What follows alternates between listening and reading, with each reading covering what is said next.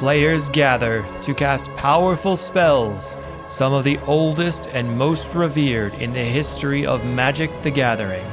Entomb, Sowing Mycospawn, Balustrade's Spy, and many others. Battling head-to-head in brutal combat, they all have one thing in common: to uphold their legacy and the search for eternal glory. The Eternal Glory podcast is brought to you by the minds behind Bosch and Roll on YouTube, Arabian University, and theepicstorm.com. This episode is sponsored by Moxfield and financial advisor and certified financial planner Nicholas Robb.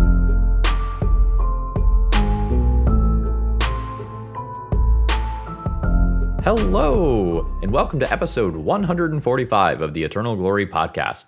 Band season is here. We've already recorded 30 minutes of introduction and banter for the week, available in our supporter-exclusive pre-show. Check out patreon.com/eternalglory to gain access, or join as a YouTube member for the same content on YouTube instead. As always, I'm Phil Gallagher, aka Thraben U. I am Brian Coval, aka Bosch and Roll. And I am Bryant Cook of the Epic Storm. Shout out to our new supporting members. We've got Magic Ads, Andrew S., Jesse R., and CEDH joined since the last episode. They, along with the other paying members, will hear Bryant talk a bunch of shit about one of his opponents in a recent tournament in the pre-show, and other hateful things that we keep behind the paywall. To win in Magic, adjust your strategy as the game changes. The same is true of investments. Nicholas Robb, financial advisor and certified financial planner, can help you create a game plan for your financial goals. Call 314-968-3783 or email nicholas.ropp@edwardjones.com. nicholas.raupp@edwardjones.com to get started today. Edward Jones, member SIPC. And if you're interested in advertising to 10,000 plus Eternal Gamers every episode, reach out to us. We're always accepting new sponsors.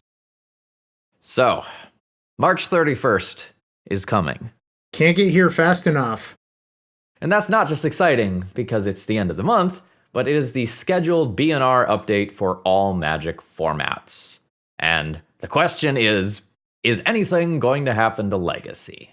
We haven't seen a, hey, Legacy gamers, changes are coming for you in, big neon Aether Drift approved signage or anything like that.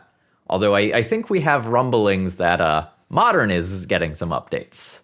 Yeah, it's pretty clear that Temur Breach is over the line in Modern, and everyone thinks that the card Underworld Breach will join most other constructed formats in banning that one in Modern. There might be some other stuff going on in Modern. I haven't been playing a lot of it. I've only been playing Breach and 5-0ing easily when I do.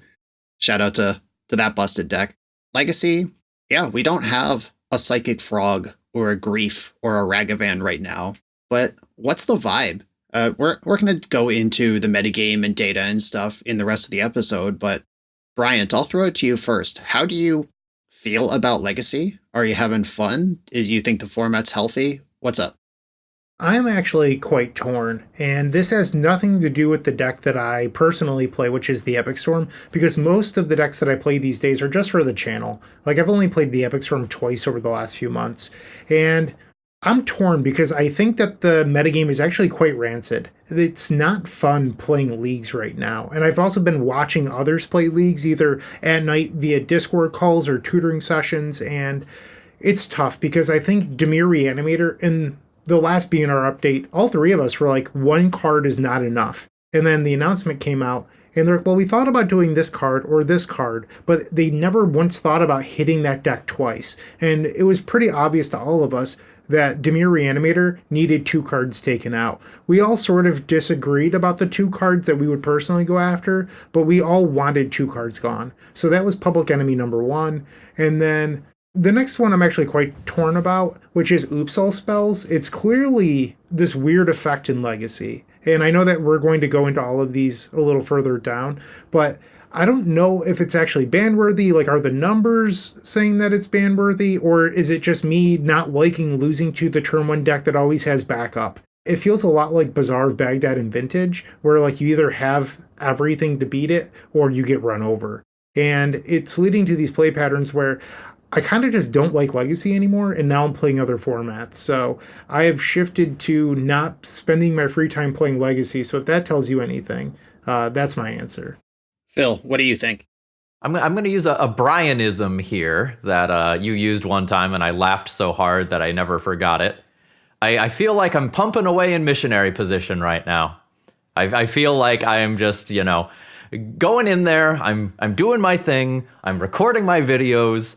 It's maybe not the most exciting or interesting thing, but I'm in there and I'm doing it, and it's fine.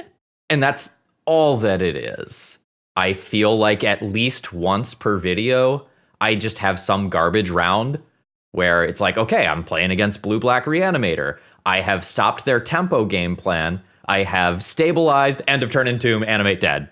I can't win anymore. Or like, all right, I have a reasonable, opening hand for game one here. I've got X, Y, Z, and I get turned one by Oops All Spells.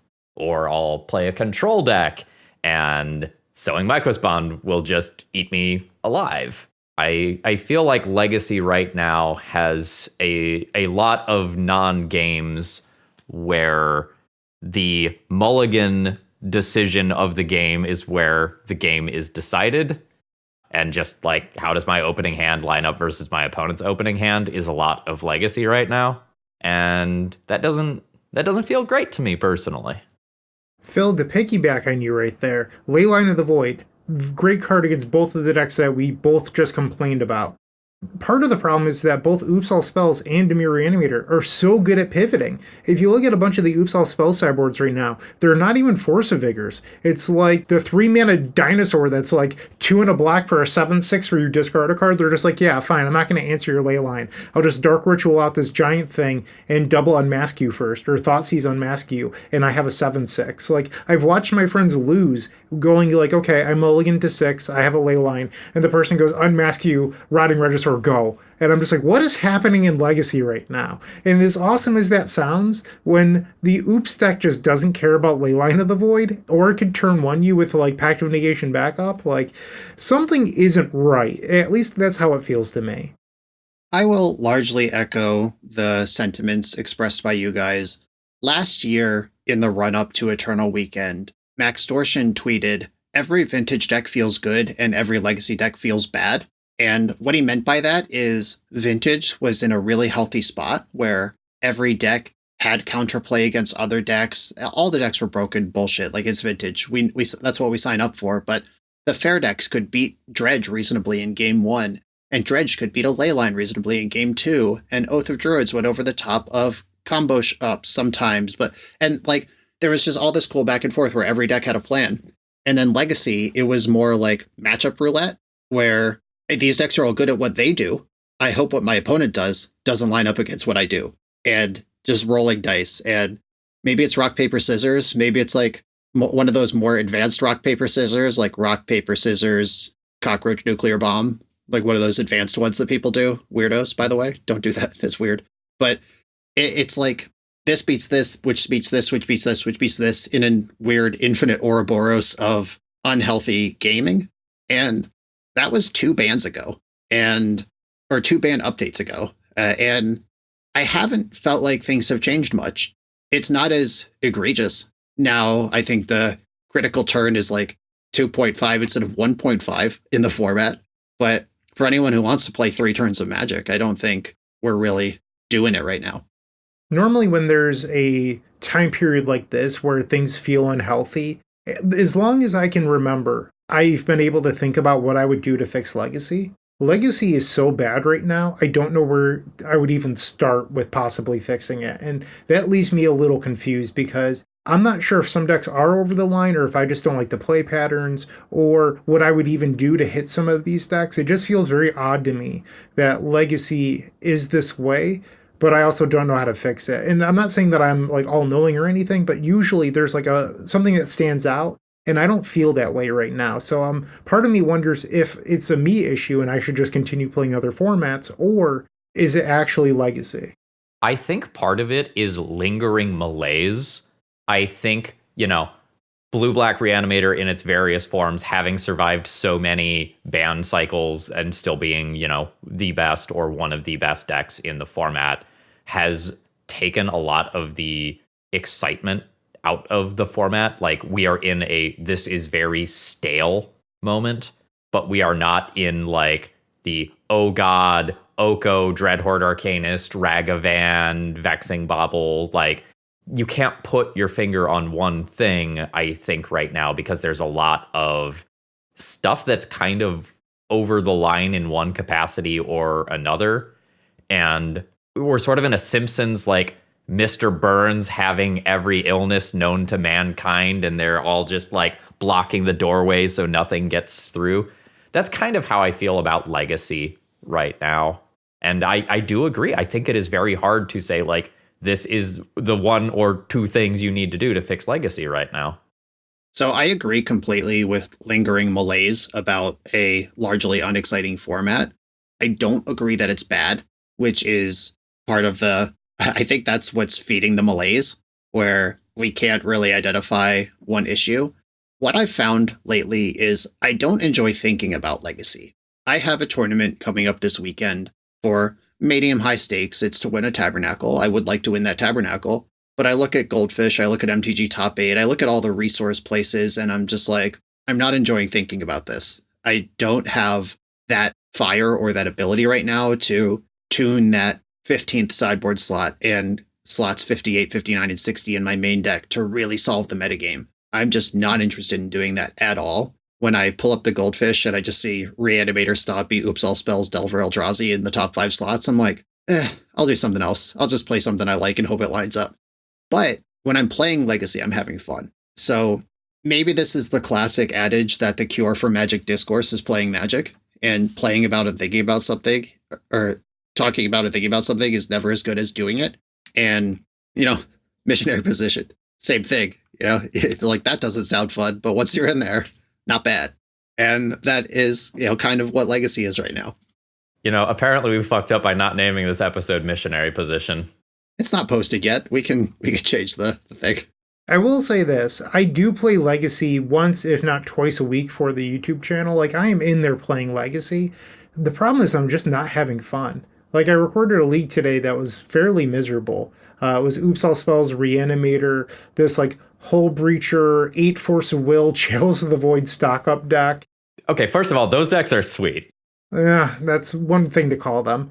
Cephalid Breakfast, and then Mono Black Helm. And I was just like, none of this is particularly fun. Like, the league itself went okay, but I was just like, I wish that I would have been playing anything else. And I don't like that, feeling that way about Legacy. And I know that not everything is about Bryant Cook, and combo doesn't always need to be good, but it just doesn't feel fun to play. So part of this might be that there's not a puzzle to solve right now, right? Like, in a lot of times, there's just like, a solvable metagame. Like, you can do some wiggling and try to do something cool and, really tune a deck to do well. But I have felt like, generally speaking, the metagame hasn't changed in weeks, months, ? Like, outside of some small changes, like the aforementioned stock up being inserted into the metagame, it's been Red Prison, increasingly more Oops, tons of Blue-Black Reanimator. Eldrazi fell off the map, but is still, eating away at the edges of Legacy. So I've read a theory, this is through Reddit, that if, I don't know how much I give I don't want to give too much credit to these people, but they're like, if you banned Sowing Mycospawn, it allows control to exist, and control will keep Oops All Spells and some of this other BS in check. I don't know if I actually believe that. I don't know how you're supposed to fucking consistently beat Oops All Spells when they can turn one you in game 1 with protection and then be on like 8 different sideboard plans, and it's just a crapshoot which one they're on any given week. Yeah, focusing on Oops All Spells is the wrong place to place that argument. I don't read Reddit, but I think they're kind of onto something. I do think banning Sowing Mycospawn would unlock control, and that would help control Red Prison and Delver, which are both top 5 decks, and I think those are both decks that suffer against decks with high basic counts and efficient interaction and good removal.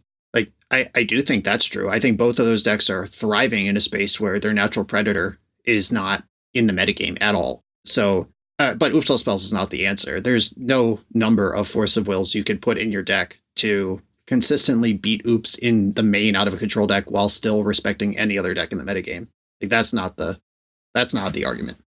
I have a friend who plays Doomsday in multiple challenges each week, and he went on a rampage after losing to it a number of times, it being Oops All Spells.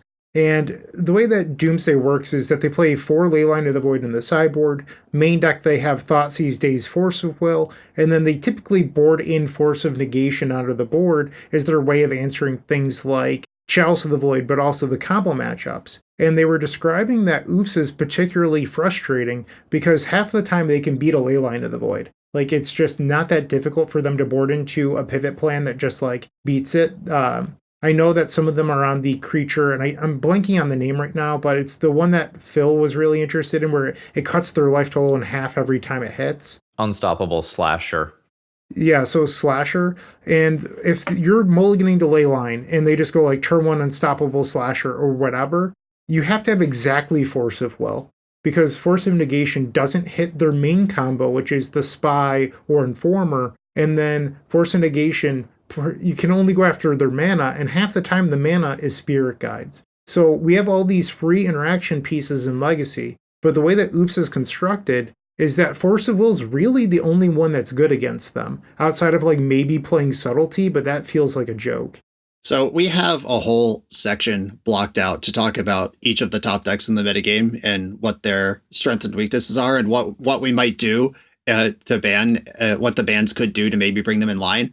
Let's save those details for that. And I just want to, while we're still in the vibe section, without talking about specific decks, looking at my Mox field, recent decks I've played on my channel, I have Restore Balance Artifact Prison, Lumra Lands, thanks for that, Phil, Delver Knot, where I just shoved Phyrexian Dreadnought into Delver, Guided Passage Beans, Show and Plot, which is a show and tell Omni-Show deck using Jace Reawakened, Necrospawn combo, and these are in order, I'm not even skipping any, Esper Stoneblade, Beseech and Tell, Jund Depths, like these are decks I've been playing recently, and obviously when I play on the channel, I'm making content, these aren't the decks I would take to Eternal Weekend. I'm still Moto Infinite in this metagame that none of us are really having fun in with all these silly goofball decks. The experience that I think Phil was talking to is you could go positive in leagues and stay Moto Infinite doing almost whatever, but you are going to have 1, maybe 2, where a truck just hits you and you're like, yep, that was that shit, on to the next round. And that's all you could do. And is that good? Is that a deck building mulliganing skill issue if you're just getting clowned in 1 out of 5 leagues consistently? Or is that actually a problem? I think I can articulate this. I think the problem is that you are getting vintaged in Legacy very consistently. Love that, Phil. Yep, great job. In case you're not familiar with what I mean, vintage decks are bullshit. They are all just batshit insane, the most broken stuff of all time.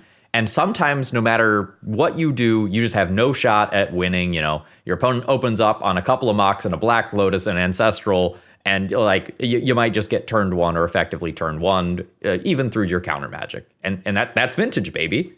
And the games that aren't like that are usually incredibly interesting and intricate. But with Legacy, normally the Force of Wills, the Thoughtseizes, the Force of Negations, the Swords to Plowshares, the other very efficient interaction, you know, Unmask, whatever it is that you're doing, Dazes, they keep a lot of stuff in check. And right now, I'm not sure how well the normal things of Legacy are keeping the format in check from match to match. Right. And part of that might be because an entire pillar is dead right now. There just are no control decks. You mentioned Swords to Plowshares on that list of things. That card's banned right now. Didn't you hear? There's not a competitive deck that plays Swords to Plowshares. It's just not in the format. Are we ready to move on to the actual Legacy metagame part and talk about specific decks, or are we still vibing? So I would just like to point out there is one Swords to Plowshares deck in the top 10 Legacy decks, Brian. But it's Cephalid Breakfast. It is. It's Cephalid Breakfast. It's not a control deck. Banned. All right. So we want to go through and talk about the top like 5 or 6 decks of the format right now and just kind of do a more data driven by the numbers, what might we want to do sort of thing. But before we get into that, let's plug Moxfield real quick. Moxfield is great. I had lunch with those guys at MagicCon Chicago. They are doing an awesome job at getting all sorts of resources for not only content creators, but the regular old Magic player on their website. Most recently, they came out with automated bracket detection for commander decks, which was sweet and very helpful for me personally. Yeah, shout out Moxfield. I just shouted them out by accident 30 seconds ago when I was reading all the lists that I played on my channel lately. I have, 447 legacy decks listed on Moxfield that I've played on my channel, and a bunch of other decks from other formats too. They're all there. Follow me on Moxfield and you can see them. All right, so why don't we go ahead and start with Reanimator here. So this is our current boogeyman of the format, I suppose. It's the only dominant deck with more than 10% of a metagame share, at least according to MTG Goldfish. And as we alluded to earlier in the episode, with our previous BNR update, we were all calling for 2 cards of some kind to leave this deck back in December. And they only hit 1. So previously, we had talked about like Entomb, Reanimate, and Troll as things that we might hit. A few months later, where are we standing with Reanimator? Does something need to be done here? And if so, what? So we don't need to talk about all of this whole history lesson again, but the one card that had to go was Psychic Frog last time. And Wizards of the Coast saw that. Everybody agreed on that. That card had to leave the format. We wanted the reanimation core itself to take an L somewhere, in addition to the obvious recent injection of Psychic Frog, which sent it into super space. And the 3 things that we identified where reasonable people can disagree, banning Entomb would just kill Reanimator. I don't think any number of Faithless Lootings or Careful Studies get the job done. Banning Reanimate would slow Reanimator down, but they still have Entomb, which is their core engine. And banning Troll of Khazad-dûm makes it have to be a dedicated combo deck again, because Troll of Khazad-dûm is the bridge that facilitates all these easy creature jukes that the deck has been capable of for the last year and a half or so. And I think those are the 3 places that it could be reasonable to go. I'm going to respectfully disagree with one of Brian's points about Entomb specifically. If you go back to 2008, Entomb was unbanned. It was almost banned again. And then, things settled down a little bit and it stuck around. People tend to want to call Entomb a pillar of the format. It has not been here for the entire time. It is not a pillar. And I think part of why I want Entomb banned is that when you look at Reanimator, it doesn't have to play a large package due to Entomb, compared to Sneak and Show, where they play 10 plus creatures to put onto the table using Show and Tell or Sneak Attack or whatever other card they're trying to play this week. When you look at Reanimator, they play 1 Atraxa, 1 Gristlebrand, 1 Archon of Cruelty, and they get to pick and choose which one is best for whatever matchup with Entomb. So they only have to play this small package in order to get the perfect creature in play all the time. And if you go back, they used to have to play something like Careful Study, so they'd have to play a higher density of creatures, and then they'd had to have it in their hand and discard it to Careful Study. And I think Entomb allows Reanimator to get away with murder. And if they had to play a higher density of creatures and not always have the right one at the right moment, something like Reanimate might be just fine. But I think Entomb is actually the problematic card. That's my take. I'm not in disagreement with that. I think that if Troll of Khazad-dûm isn't in the format, then Entomb gets easier to fight over, because the backup of, like, if you compared it to Show and Tell, where your job is to counter the Show and Tell in the matchup. If you know they only have Entomb to reasonably get the best monster, then you always fight over Entomb, which is mostly the plan anyway. But right now, the deck has 4 Polluta Deltas in it that they can reanimate into an unblockable 6/5. And that lets them cheat on land count. It lets them turn on reanimates that would be dead otherwise. You can't even counter a Troll cycle. Even if you stifle the ability, the Troll's still in the graveyard.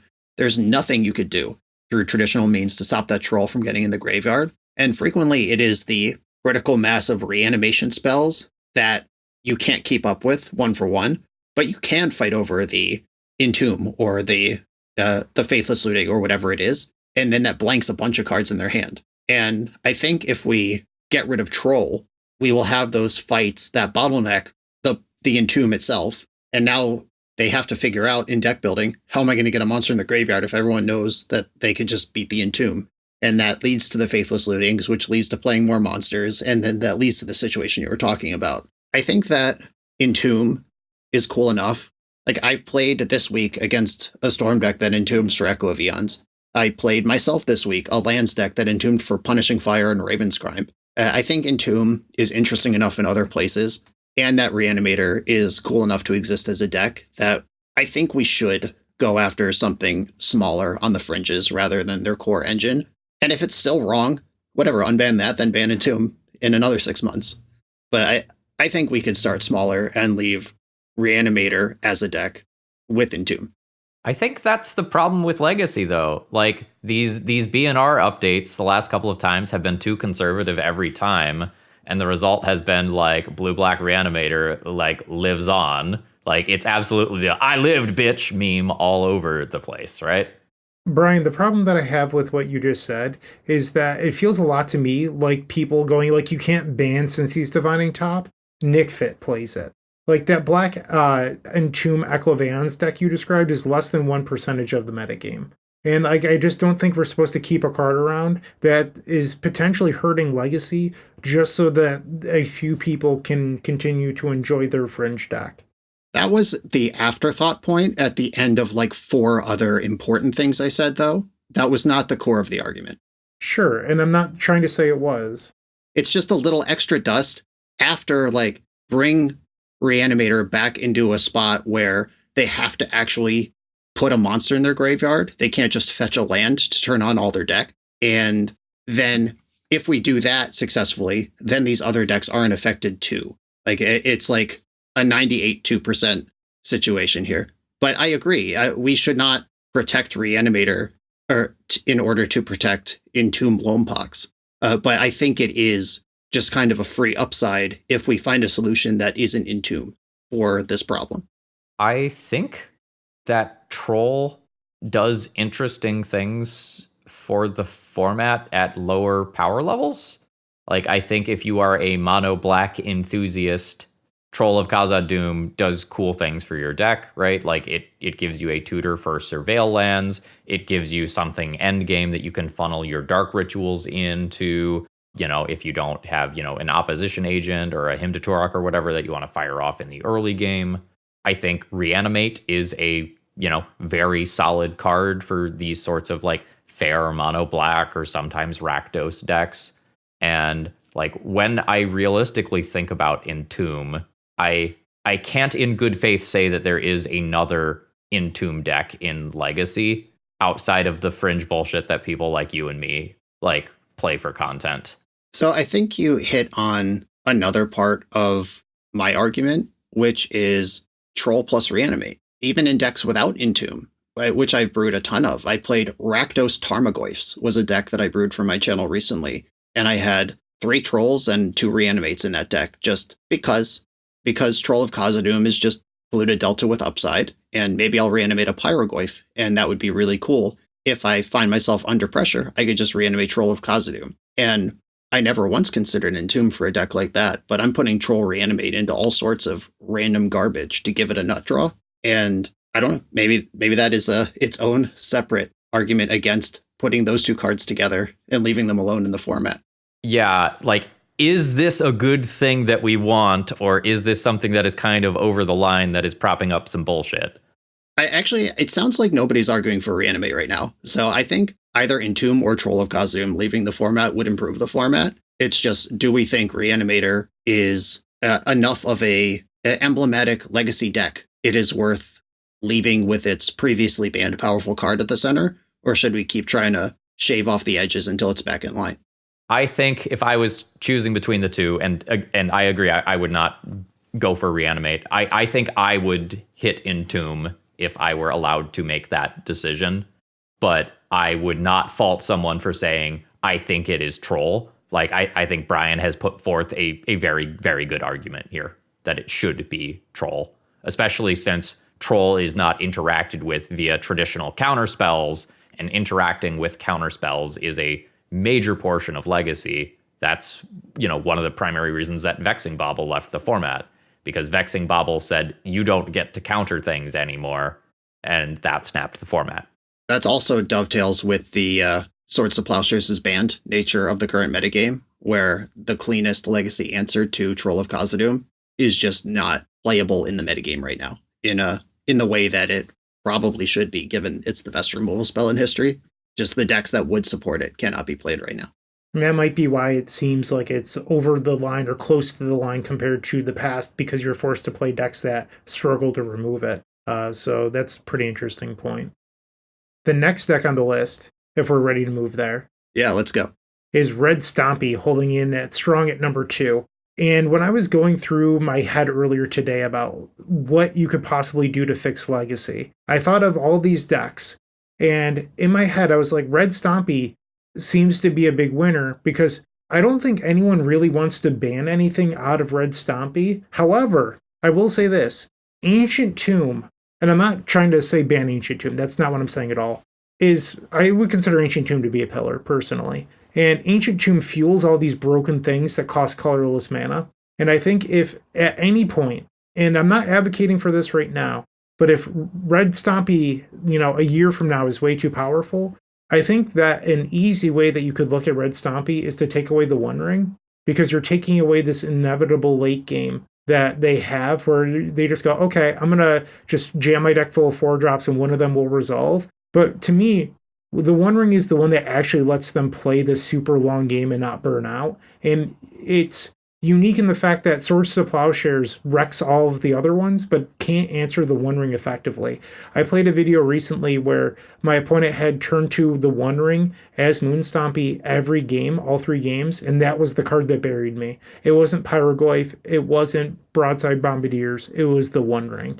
And as playing a more fair deck for that league, I was like, this is some shit. So that was the first time I've ever really looked at the One Ring in Legacy with the eye of like Ancient Tomb powering this out feels incredible. Yeah, I agree completely with your assessment. I believe Ancient Tomb to be a pillar and should not be banned ever. Like, I think we should ban other cards until Ancient Tomb is okay, if it's ever over the line, which I'm not convinced that it is. And if we get a metagame shakeup where decks that get to play basic lands and shrug off a Blood Moon and they have efficient interaction still can't keep up with Red Stompy, I agree that the One Ring is where I would go next. And we see this across the format. We saw this in Modern too, on the ramp up to the One Ring ban. When the One Ring was printed, it went in some control decks, and then some other decks realized they could play it. And Modern got to a place where just all decks were playing the One Ring because they had to. And it was an arms race, and it was just the best way to spend 4 mana, no matter what kind of deck you are. Combo does it. Aggro does it. Like Boros Energy is just an aggro deck playing the One Ring. And Legacy's starting to creep that way. The Mystic Forge combo deck obviously plays the One Ring. Sneak and Show has 2 or 3 One Rings stock at this point.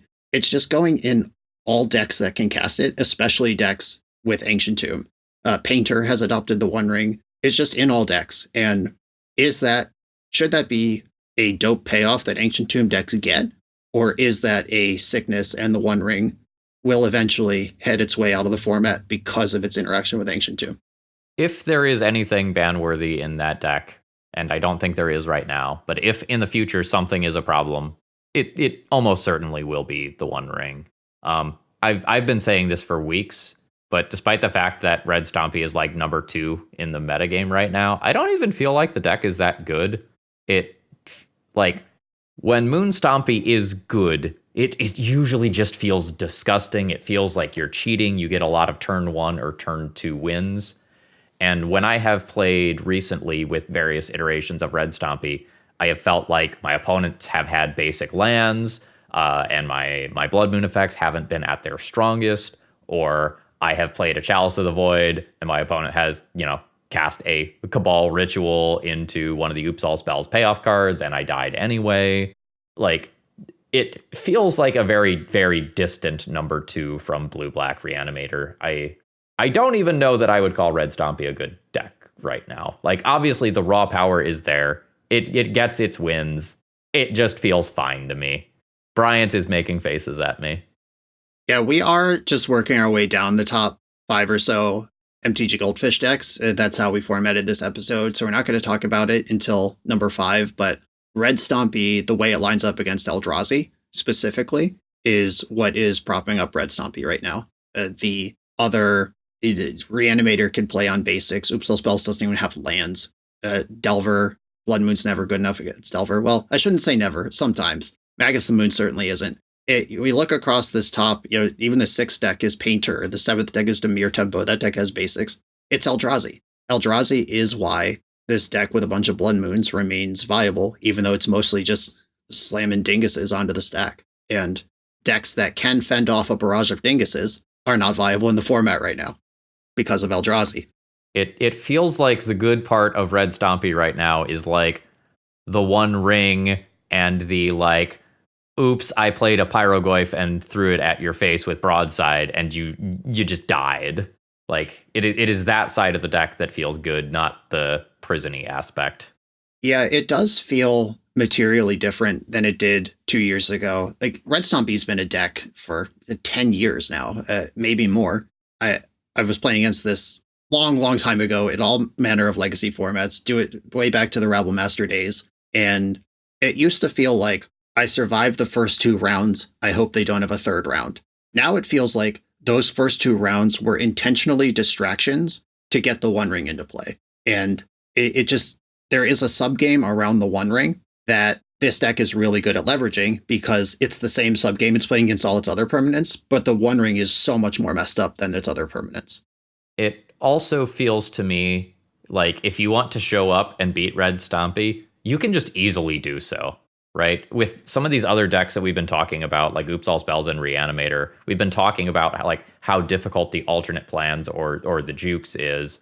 Like when you show up to fight a Moon Stompy player and you've got a couple of Hydroblasts or Blue Elemental Blasts or Consign to Memories for the One Rings or a couple of large, big, dumb, life-linking Goyfs, like you can very clearly devise plans that, say, I'm not going to lose to this deck today. Are we allowed to talk about Oops All Spells now? Okay, let's continue your section 1 with all the intimate details of this deck. Okay, yes. Bryant, you already laid out a bunch of concerns and how frustrating it is, even from a deck like Doomsday that has like 5 different interaction points with a deck like this, including just winning over top of it. And I was waiting to co-sign and agree with that until we got here, and now we're here. I've lost so many games where I have like Force of Negation in my hand, but they go land, Spirit Guide, creature, and the Force of Negation doesn't have a target. I have Consigned to Memory in my hand, and they just coin flip the Undercity Informer instead of the Balustrade Spy, and I can't fight over its ability. It's just like, it's a leaking sieve, and there's just, it's like, I don't know, if people watch Survivor, a lot of the time the challenge is like, fill this bucket with water from the ocean, but the bucket you get to carry has like 19 holes in it, and you can't cover them all with all your fingers. And that's what's happening. There's always a leak somewhere, and for a deck to always have a leak somewhere, I think it is good for combo decks to solve problems. Like when Doomsday wiggles through your 3 pieces of interaction, it feels cool and interesting because they had to do something. They had to build a pile. They had to predict what your 3 pieces were. Like I have Force of Will, Consigned to Memory, and Endurance. And they built a pile from their brain that beat all 3 of those cards. That was cool. A worse player could have lost. A good player who read the game wrong would have lost. But Oops All Spells, it's just like, oops, I drew this one that your interaction doesn't line up with. And through basically no decision making of their own, or it's just, I kept 7 with 4 mana and a Pact of Negation. I win. Okay, cool. Good game. Like it. And I don't hate Oops All Spells. I really don't. I think it is cool. Much like the same reason that I think trying to keep Entomb around a little longer, I apply to Oops All Spells too. I think it is cool that Legacy has things like this, where I just lost without taking a turn. Damn, Legacy's crazy. I just don't think it should be a top 3 deck. And I wonder if Wizards of the Coast feels the same way about that. It was cool when Oops All Spells was, you ran into it sometimes. If your sideboard wasn't ready, they get you. They've really solved it. And the current shells that don't even care about Graveyard Hate anymore are terrifying. I believe a big part of that was the Modern Horizons 3 MDFCs. When those came out, I remember being very adamantly like, oh, those aren't going to make Oops any better. Boy, was I wrong. Giving that deck 12 black lands that are all untapped really was the difference maker. And at the time, I was so focused on they're not actually going to cast Boggart Trawler or Fell the Profane. Well, I was wrong about one of those because their pivot plan, if you do have Graveyard Hate, is Dark Ritual Boggart Trawler. They're just like, yeah, I'll beat you down with a 3-1. Yeah, good job mulliganing to Leyline of the Void. Here's Boggart Trawler and Poxwalker, 6 power in play that is very easy to cast off of Dark Ritual. And having permanent mana sources that don't put them down cards was exactly what Oops All Spells needed, because the way that it works now is they might go turn 1 Lotus Petal, and that's your only card that you can force of negation. And if you let the Lotus Petal go because you don't know any better, and then they go land, double Spirit Guide, Balustrade Spire, or whatever, like that is a tough game to play because like, are you really supposed to force a negation a Lotus Petal? It doesn't feel like that's the card that you should hit. And if they don't have that, some of us are even on main deck Goblin Charbelcher now, which can be hit by Force of Negation, but completely jukes all of the Graveyard Hate too. So you're stuck playing this game like Brian described with like, you just have to close your eyes and pray that you have the one that lines up well against them. And if you counter the first one, having permanent mana sources means they're going to come back in 2 turns. Because before they had to stuff their deck full of Chrome Moxes and Cabal Rituals that put them down on mana. Now that mana is permanent. And I think that's one of the huge gains that it's gotten from Modern Horizons 3 of it's not a deck you stop once and then it goes. It's going to come back in a turn or 2. I miss the days where this deck largely lost to Graveyard Hate. Like, when you opened up on a Leyline or a Grafdigger's Cage or had a Surgical or whatever, and you could reasonably stop or massively slow down what they were doing with the thing that you put in your sideboard to stop them, the deck felt fine. And with the, like, Memory's Journey and Poxwalker and Jack-O-Lantern things, a lot of times the surgical type stuff or the fairy type stuff is just frankly does not win you the game. Sometimes you even still lose on the same turn with some of the green builds that have Disciple of Freyalise. So it feels to me like the format would probably improve if a little something happened here. I know that a lot of players hate Thassa's Oracle, and honestly, I feel like this opinion comes from the casual angles of Magic. If you're a Commander player, you're like, oh, I hate Thassa's Oracle. And I've read some people that are like, Oracle needs to go in Legacy, Oops All Spells, and Doomsday, and Cephalid Breakfast. I hate those decks. I think if you ban Thassa's Oracle, it's honestly only bad for Doomsday and Cephalid Breakfast, because now they have to find a new way to win, where Oops All Spells just slots in Lotleth Giant. And then, like, it effectively does not change for them. Because now, their deck already has so many creatures in it, where a Lotleth Giant's going to hit for 32+. So I guess, like, the difference there is, like, if for some reason you played, like, Leyline of Sanctity, you couldn't be targeted. Or Veil of Summer. So, like, I guess, like, Veil of Summer becomes live against Oops All Spells, assuming that, like, they don't Cabal Therapy you for Veil of Summer and then just, like, wait a turn and then Memory's Journey or something. But I don't think Oops All Spells switching to Lotleth Giant is like this flex that some people think it might be with Thassa's Oracle. I think it really cripples Doomsday and Cephalid Breakfast if that's what you want. Those are decks that personally crushed the Epic Storm, so I'm all about it. But I don't think Thassa's Oracle should be banned. Right. There is like 2 paths that could be gone down. Well, 3, where one of them is this is fine. Build your sideboard better, I guess, which does appear to be the position of some voices in the format. And I think this is a spot to remind folks, because there's always people who get really upset about ban episodes. They just feel like we're complaining. We're not. We're analyzing. I play Legacy every day. I played 2 leagues of Legacy today, and I mostly enjoyed myself while I was doing it. We're just trying to figure out how to make something better that we love. So there are voices of the format who are just like, play it as it lies. Whatever busted shit happens, you figure it out. That's your job as the player. And that is the position we take in between ban seasons, when we have to show up to Eternal Weekend and we have to win a tournament. We are doing that at all times. But when we have these conversations, we have to figure out what are the best ways that could be addressed if something needs to be addressed. So presuming that this deck is too good and action could be taken, The two remaining paths are kill it or nerf it. And kill it would be like ban Balustrade Spy and Undercity Informer, or ban Dread Return. Is that reasonable to do? Is the deck that crazy?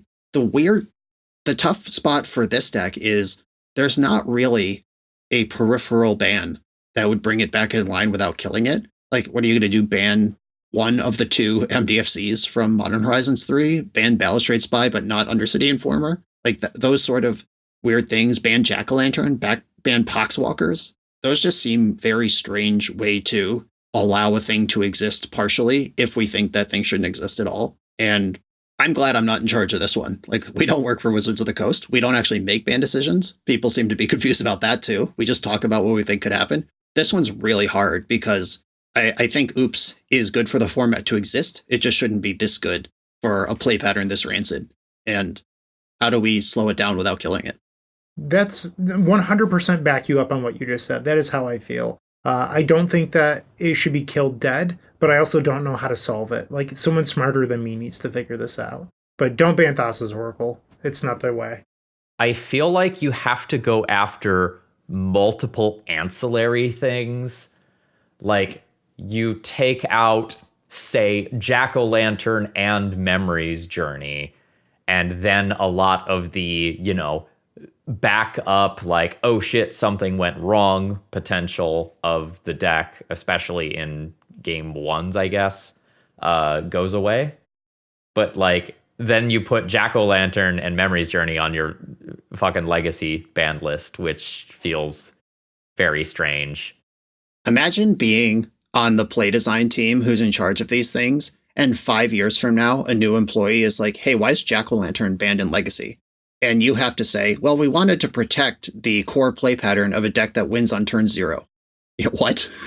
It feels like we're in vintage land again, where, like, all right, we want to keep shops legal. Like, people have paid a lot of money for these. This is an essential part of vintage. Like, all right, what dies for its sins this time? Well, that's pillar conversation, where Aaron Forsythe has said we're not going to ban pillars. We have format pillars in all of our constructive formats, and we're not going to touch them. And going back to Red Stompy, ban the One Ring to keep Ancient Tomb legal is totally fine. We're all comfortable with that. Is Dread Return a pillar of Legacy? No. Like, this deck it is awesome that it exists. I love cool combo decks, but outside of the Oops All Spells Discord, who are obviously feel passionately about this, nobody would miss this deck if it died. It is like the capital THE budget legacy deck of choice, though, right? Like, Brian, you probably know the number off the top of your head. This is like a $500 or so legacy deck, right? Closer to like $900. I have Goldfish up, and it says $928 tabletop, and compared to $4,030 for Reanimator, $2,800 for Red Stompy, $4,500 for Delver, $2,500 for Eldrazi, $2,300 Painter. It's the only deck under $1,000, and the rest are over $2,000. Some of them are close to $5,000. This is a great entry point to Legacy for cheap, and it's powerful. And it sucks that those things converged in a place that is so toxic. Going back to what I was mentioning about earlier, where this is the first time in a long time where I feel like we have a deck with the play patterns of vintage, where it really does feel like the Bazaar of Baghdad deck, where you can mulligan to Leyline to the Void, and then they go, okay, I'm going to play Bazaar, activate it, hollow on hollow one. That is what Oops All Spells feels like when they just go, okay, you have a Leyline, Dark Ritual, Rotting Registrar, or the Slasher, or whatever. And is that a good play pattern for Legacy? Like, is getting vintaged in Legacy fine? Personally, I don't love it, but I'm also playing the other turn 1 combo deck that is just worse against a lot of the things that Oops naturally beats. Like, I talked about it in the previous episode, but Oops can easily beat Mindbreak Trap. Like, the turn 1 deck that easily beats Mindbreak Trap blows my mind, because I struggle against it. And the fact that they don't need to play 3 spells and they can win the game through it is just such an advantage. And I think that's part of what I can't wrap my head around, of how this deck is so good, but it can also play through so much hate. Right. And I actually, because we've been talking about getting vintaged in Legacy quite a bit, and the experience of force negationing a Lotus Petal because you're not sure if you'll get another spot on the chain to use a conditional counter, that's exactly from Vintage. If you have force negation and your opponent plays Mana Crypt out of White Stompy, like it's game 2 and you know the matchup, you force negation that shit. You have to, because the creature is not going to be interactable. They might follow it up with Cavern of Souls, etc. I personally enjoy getting Vintaged in Legacy when it's kind of janky. When it's like Ancient Tomb, Grim Monolith, Manifold Key, untap the Grim Monolith, resolve something big. That's like a 5-card sequence that gets blown out at every spot by force of will. I think that's cool to lean into decks like that, the card pool allows a nut draw to come together like this. I don't think it's cool for the nut draw to be so easy and so finite. All right, so the next deck on our list is simply just Delver. Delver's good against Ancient Tomb, solid versus combo decks. No bans necessary here. Delver is currently in check. There's no 2-mana source of card advantage or anything that is breaking this deck wide open right now. And as we predicted, Stock Up has not broken the Delver shell. In our last episode, 3 mana is a lot more than 2. Stock Up is dope in Ancient Tomb decks, as we've talked about. Awesome in Show and Tell. I've been playing a lot of Stock Ups on the channel. It is not going to break Delver. And Delver will be affected directly if Control becomes viable in the format again. And you can actually play Swords of Plowshares and Supreme Verdict in a deck without conceding 4 other top 5 matchups. All right, we've already talked about Eldrazi a bit already. So we are kind of the opinion that Sowing Mycospawn is putting a lot of pressure on the format quietly, especially on the control decks, and some amount of Red Stompy's success in the format is because, the Eldrazi matchup is very, very close to free. Sowing Mycospawn is making Wasteland more broken than it normally is by the format standards. And when your trigger is giving you Wastelands, or your trigger is allowing you to exile lands, including basics, it's really tough to play around that, even if you know it's coming in advance. Yeah, we've gone in on Eldrazi a couple times on the pod before. We don't need to do the whole spiel again. I have been comparing Sowing Mycospawn to Wrenn and 6 lately, because Wrenn and 6 is a card that is appropriate in Modern, which is the format it was designed for. It is powerful when it's picking up a fetch land each turn and providing that card advantage. It's powerful at picking off things like Orcish Bowmaster and Ragavan or Noble Hierarch, Birds of Paradise, cards that might see play. But Wrenn and 6 is not even a top card in Modern right now. You have to go pretty deep in the Modern metagame. When my opponent casts a Wrenn and 6 in Modern right now, I'm like, oh, that's fun. Look at you with your Jund deck, you silly goose. And it's cute. It's quaint. But that format doesn't have Wasteland. Wrenn and 6 does not represent a hard lock. And Sowing Mycospawn in Modern is annoying. Eldrazi is a top deck there too. But they have to go up into Ulamog and Emrakul. They are not just killing 1 land on turn 2 and then 2 lands on turn 3, and then the game is over. I think this is completely out of line, can't be interacted with through any normal means. And even when you can counter 1 or 2 of the triggers, there's still a 3/3 you got to deal with after that. How many resources does a deck have? I think that Sowing Mycospawn is an easy ban. Eldrazi is still viable. You could still do all the other stuff. I'm not even going to complain about Kozilek's Command, which is a design abomination, or Glaring Fleshraker, which I've come around and actually think is pretty cool. It's Sowing Mycospawn, ban it. Eldrazi is still legal, but Control can re-enter the metagame and maybe even be good against Eldrazi. I will co-sign the removing of Sowing Mycospawn. It just keeps control decks not being non-existent, so I back you. I would like to note, we have one person that's commented on multiple episodes just complaining that they think that it should stay because they're a Cloud Post player. And it goes back to the you're a small percentage of the field. Why should your deck get to live just so that everyone else can be miserable? I get it. You love playing Cloud Post, but Cloud Post is still playing the card that's an issue, right? If Sowing Mycospawn is keeping an entire archetype out of being viable, it's got to go.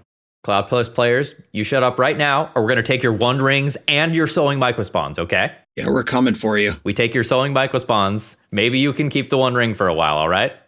Pick your battles.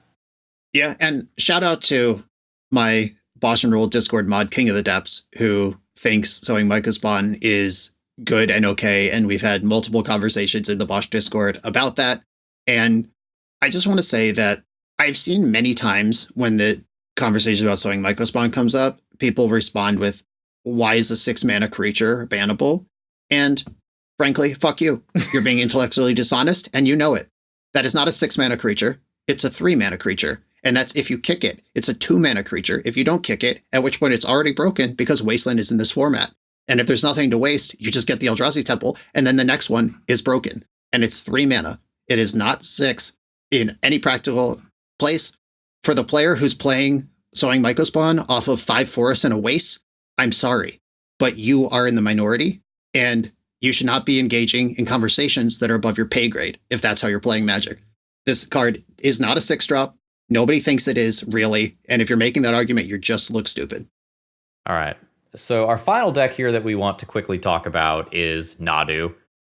This was a deck that I think a lot of people, myself included, were very, very worried about after the December bans. I thought Nadu was going to shake out as a top tier deck and something that we might need to address with bans in the next BNR update.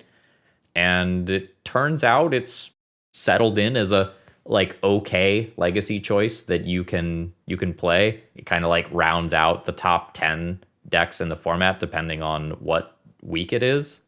There's a couple of different builds of it running around, and they kind of wax and wane. Sometimes you're combo heavy with a bunch of mana dorks. Sometimes you're, toolboxy. I think the play patterns of the deck suck. I hate being on the other side of the table from it, but I don't know that in terms of the numbers that it's a problem. Conceding is free. Yeah, Nadu won Eternal Weekend Europe in the Cephalid Breakfast build last year, and there was also a top 4 player on Nadu Elves in the same top 8. Bant Nadu, the Zenith build, had a lot of steam going into Eternal Weekend US. I know Michael Mapson and Brady Monroe, 2 players who are putting up a ton of results all over the East Coast with those decks. They're gone. The Zenith and Elves builds, barely a metagame blip at this point. Cephalid Breakfast has a different gear it can hit. Maybe that's cool. Maybe that's not. It's certainly boring when it's happening, but I mean, it is not breaking the format. And I think Nadu has settled into an appropriate place in our powerful legacy format. And I'm not worried about that card anymore. So hypothetically speaking, if I'm Wizards of the Coast and you're worried about bans of, Dimir Reanimator and, potentially Red Stompy or Oops All Spells, whatever. And if you go after Dread Return, a nice, people are going to get upset, but a subtle bugger feature is that you'd be taking down a Nadu deck a peg. Because if you ban Dread Return, it hits Cephalid Breakfast. And now one of the Nadu decks just gets hit. And I'm sure Breakfast players, all 5 of you that, I don't know how many of you there are, but it's going to remove a Nadu deck. So now if you want to play Nadu, you have to play a dedicated Nadu deck and not a deck that Nadu just gets to slide into. So maybe Dread Return looks more appealing than it actually is. I'm just throwing that out there. And while we're talking about next order consequences, one of the non-Breakfast Nadu worst matchups is Reanimator. So maybe if Entomb or Troll of Khazad-dûm go, those other 2 Nadu decks that have been pushed out show up again. So there's always next order consequences of consequences, and it's hard to predict all the ripples. But right now, I'm not worried about Nadu.